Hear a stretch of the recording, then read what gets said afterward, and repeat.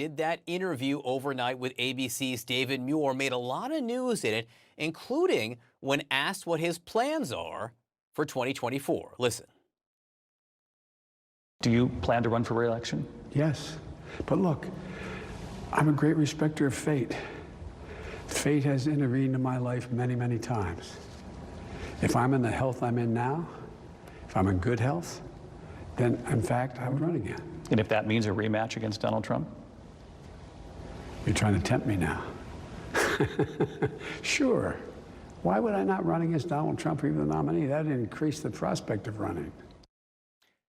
Joining me now, CNN senior political analyst and senior editor for The Atlantic, Ron Brownstein. Ron, it was that smile that creeped across his face. He's given the answer about fate determining what's going to happen before in terms of running, but that answer on Donald Trump was really interesting.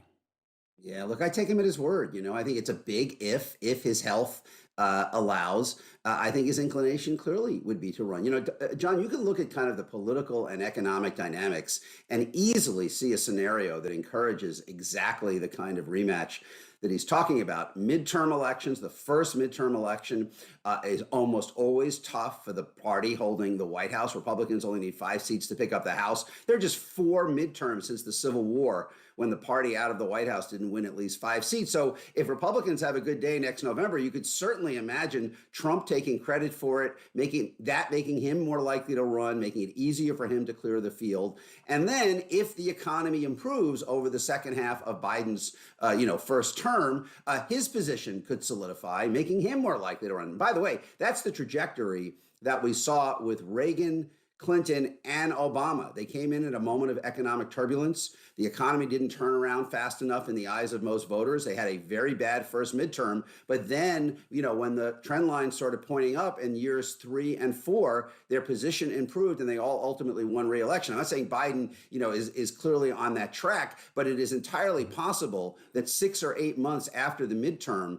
he will look significantly stronger than he does on the morning after the midterm. Yeah, I'll tell you, the happiest he looked in that interview, which was a tough interview for him last night, was when David asked him about the prospect of running against Trump. Ron, a little bit of other news in that interview that didn't air at 6:30. It aired overnight, and this was on voting rights. This was on what President Biden would support doing in order to get a voting rights bill passed. Listen to this.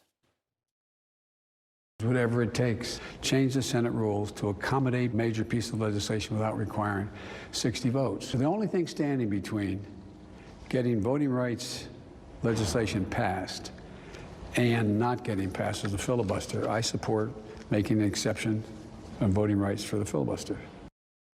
So this is a man of the Senate saying ditch the filibuster for voting rights.